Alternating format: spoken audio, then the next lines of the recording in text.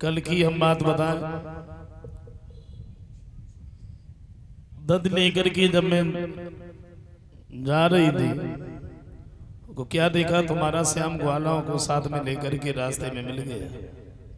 और मैंने देखा कि श्याम उस रास्ते में बैठा है, मैंने उस रास्ते को ही छोड़ दिया, मैं दूसरे रास्ते से निकल गई। और तुम्हारा कन्हैया उस रास्ते पर भी पहुंच गया। वो ग्वालिनी बोली, मैया कितने रास्ते बदले लेकिन तुम्हारा श्याम नहीं मानता। ग्वालिनी कहती, भैया कि कब जा डगरिया और कब बा डगरिया, इत यूत मिल तो फिर तो इत यूत मिल तो फिर तो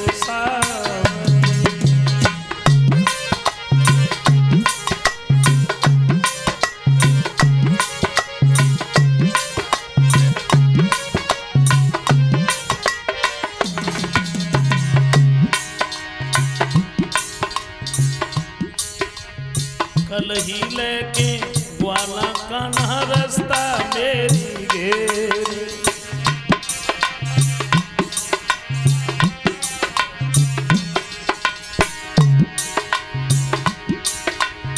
दद की मटकी मेरी थोड़ी भारी कुंदरी में। और भैया कब हूँ तो तोड़े दीपकी कुंडल, कब हूँ तो तोड़े दीपकी कुंडल, कब दुनिया मिल तो फिर मिल तो फिर तो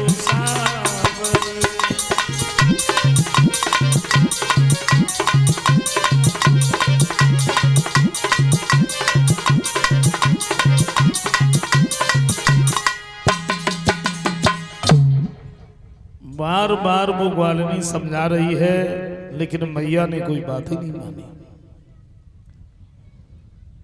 वो ग्वालिनी तो मां से चली गई। दूसरा दिन हुआ, सब ग्वाला मिल गए। जवाब दिया, श्याम आज माखन चुराने कहां चलोगे? तो मनसुखा बोला, वैसे दूसरे के घर में तो रोज ही जाते हैं, आज अपने ही घर में चलेंगे, क्योंकि अपने घर में अगर पकड़ गए ना तो मार कुछ कम पड़ेगी। सब ग्वालों को साथ में लेके कन्हैया जब अपने ही घर में माखन चुराने के लिए गए, क्या देखा, मटुकिया ऊपर सींगे पर है। श्याम सुंदर ने छड़ी उठाई, वो मटुकिया फूट गई, माखन खाने लगे। और माखन खा ही रहे थे, तब तक ग्वालों ने क्या देखा, मैया घर के अंदर आ रही। और जैसे ही मैया को आता हुआ देखा, सब ग्वाला घर से निकल निकल करके भागे। मैया ने जब ग्वालों को भागता हुआ देखा तो ये घर के अंदर दौड़ी। सब ग्वाला तो भाग गए। क्या देखा है, श्याम सुंदर माखन खा रहे हैं, मटुकिया फूटी पड़ी है। यशोदा कहती है, लाला कोई ग्वालिनी अगर शिकायत लेके आती थी तो मैं ये कहा करती थी कि हमारा कन्हैया चोरी नहीं करता। और भला जब तू आज अपने ही घर में चोरी कर रहा है तो फिर दूसरे के घर में कैसे मान जाता होगा? कन्हैया कहते, भैया मैंने चोरी नहीं की। बोले झूठ बोल रहा। बोले तूने चोरी नहीं की तो ये मटुकिया कैसे फूटी? तो श्याम सुंदर बातें बनाते हुए बोले, भैया मटुकिया की अगर बात है तो मैं बताऊंगा।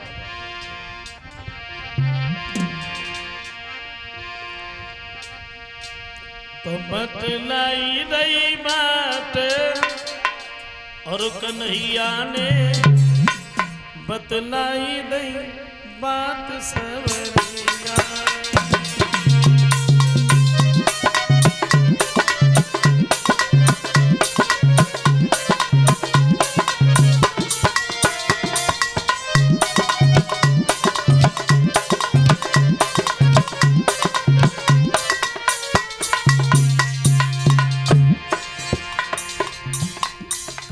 कन्हैया बातें बनाते हुए बोले, भैया सच बात तो ये, हम तो मैया बाहर खेले। बोले झूठ काहे को बोल रहा है? मैंने तुझे घर के अंदर देखा, तू बाहर की बात कर रहा है। बोले तुम आई था से थोड़ी देर पहले आए कि हम खड़े भये, लेकिन सच तो यही है, हम तो मैया बाहर खेल। बोले मटुकिया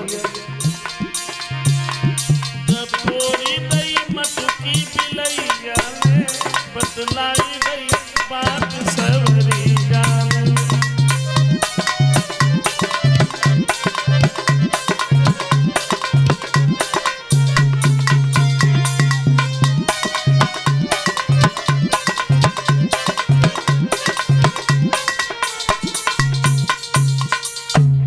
यशोदा मैया कहती हैं, लाला तू चाहे कितनी भी बातें क्यों न बना, लेकिन आज हम तुझे छोड़ेंगे नहीं। आज हम तुझे बांध करके रखेंगे, तब देखेंगे दूसरे के घर में कैसे जाता है।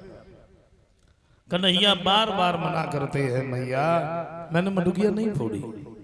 मैया नहीं मानी, रस्सी लेके आई, ये श्याम सुंदर को बांधने लगी। लेकिन श्याम एक रस्सी में बंधने में नहीं है, भागी दूसरी रस्सी लेके आई।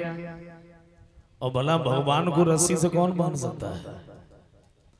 समझ में एक बात नहीं आती थी, वो रस्सी छोटी हो जाती है या श्याम सुंदर मोटे हो जाते हैं। और जब मैया को ज्यादा परेशान देखा तो कन्हैया एक ही रस्सी में बंध गए, इन्हें ऊखल से बांध दिया। कुछ काम करने के लिए मैया तो बाहर निकल गई। श्याम ने क्या देखा, अब हमारी तरफ कोई देख भी नहीं रहा है, किसी का ध्यान भी नहीं है, तो उन्होंने उस ऊखल को लुढ़का लिया। यमला अर्जुन के दो वृक्ष खड़े थे, उसी के बीच में उस ऊखल को फंसा दिया। जोर लगाया, दोनों वृक्ष टूट गए। वो वृक्ष नहीं बल्कि पुरुष बने। कौन थे ये? नलकुबर मणिग्रीव उनका नाम था। दोनों कैलाश पर्वत पर रहते थे, भगवान शंकर के वरदान।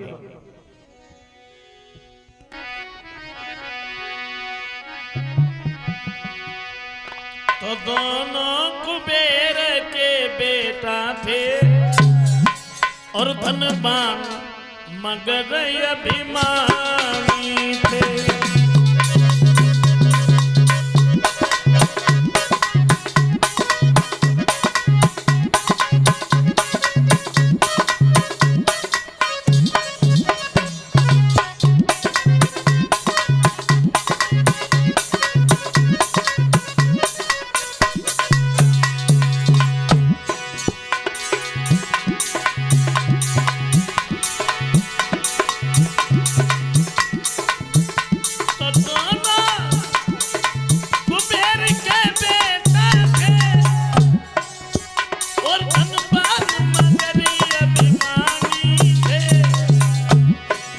और दोनों कैलाश निवासी थे, शिव शंकर के वरदानी थे।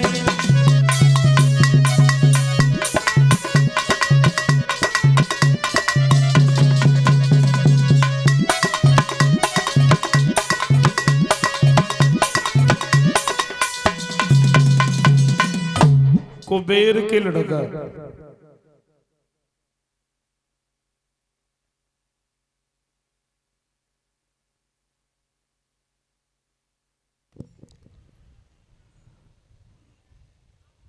भगवान शंकर के वरदानी, लेकिन अभिमानी भी बहुत थे।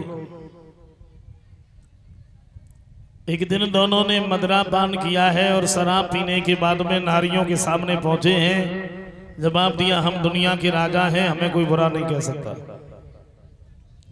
और आज हम स्नान करेंगे तो नग्न होकर के स्नान करें। स्त्रियां मना करती नहीं, ये दोनों नहीं माने। जब नग्न होकर के स्नान करने लगे तो नारियों ने क्या देखा, सामने सरिस नारद आ रहे।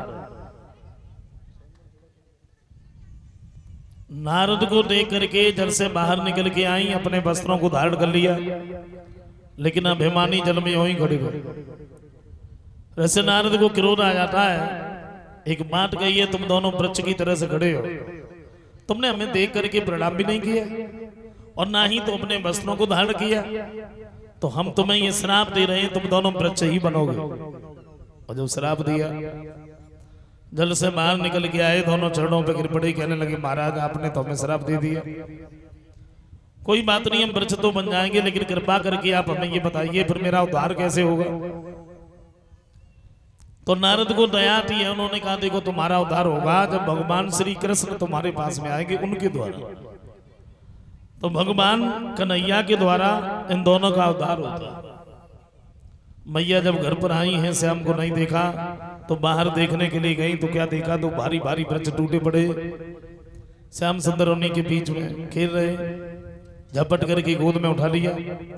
यशोदा, नंद बाबा, जितने भी गोकुल के लोग थे, सबने ये सलाह मिलाई है, श्याम और बलराम जब से इस गोकुल में पैदा हुए तब से कोई न कोई उपद्रव होता ही रहता है, और अब हम इस गोकुल में नहीं रहेंगे। तो तुलसी का जो वन था वृंदावन, इसमें बड़े सुंदर सुंदर महल बना करके रहने लगे।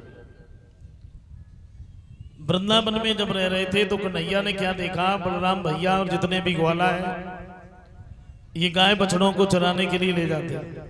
श्याम सुंदर ने पूछ लिया, भैया बात क्या है, हमें तो घर पर ही छोड़ जाते।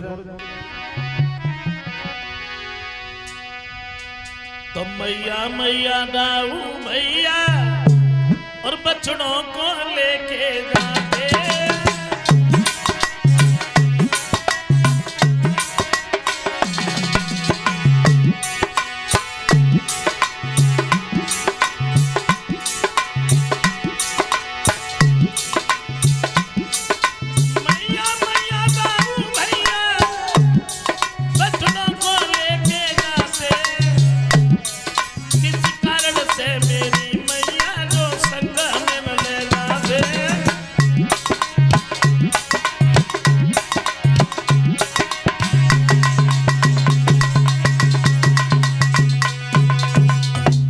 एक बात कही है, बलराम भैया और जितने भी ग्वाला हैं गाय बछड़ों को चराने के लिए ले जाते, लेकिन मैया मुझे तो घर पर ही छोड़ जाते, मुझे अपने साथ नहीं ले जाते। मैया कहती हैं, लाला तुम वहां जाके क्या करोगे, तुम ना जाओ। कन्हैया जब नहीं माने, अपनी जिद पर अड़ गए, तो एक बात कही, अगर तुम नहीं मान रहे हो तो जाओ, लेकिन एक बात का ध्यान रखना, यमुना के किनारे जो काली दह है, तुम इस काली दह पर कभी भूल के भी नहीं जाना, कालिया नाग रहता है। श्याम सुंदर सबके साथ में गाय बछड़ों को चराने के लिए ले जाने लगे। इधर कन्हैया अपनी बाल लीलाओं में लगे, कंस को उधर चैन नहीं है। कंस सोच रहा अब क्या करें, उन दोनों का कैसे वध हो।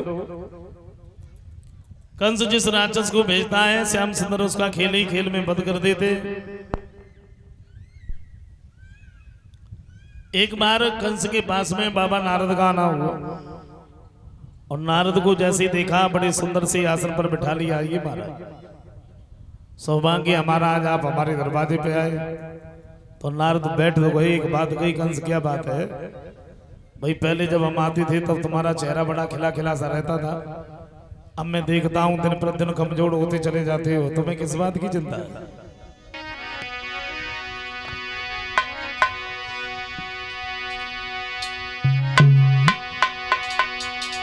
तो नारद बोले है कंस राज, और क्यों तथा बिगड़ती जाती है,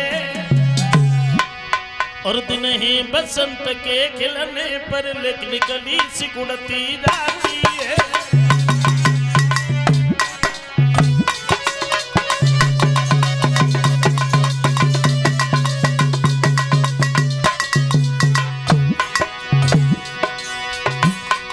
एक बात कही है, तुम्हें किस बात की चिंता है, तुम तो राजा।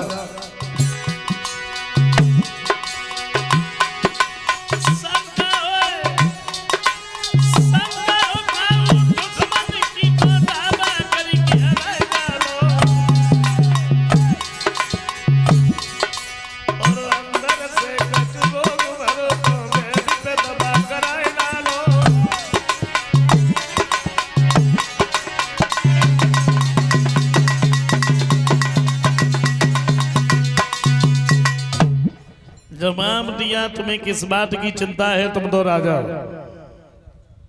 भाई शरीर में कोई अगर तकलीफ है, कोई बीमारी है, तो किसी वैद्य को दिखाओ, उसका इलाज करवा।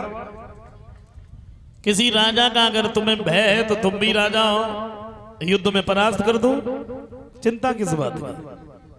कंस कहता है बाबा नारद। सच बात तो ये है, आपको बताने की कोई जरूरत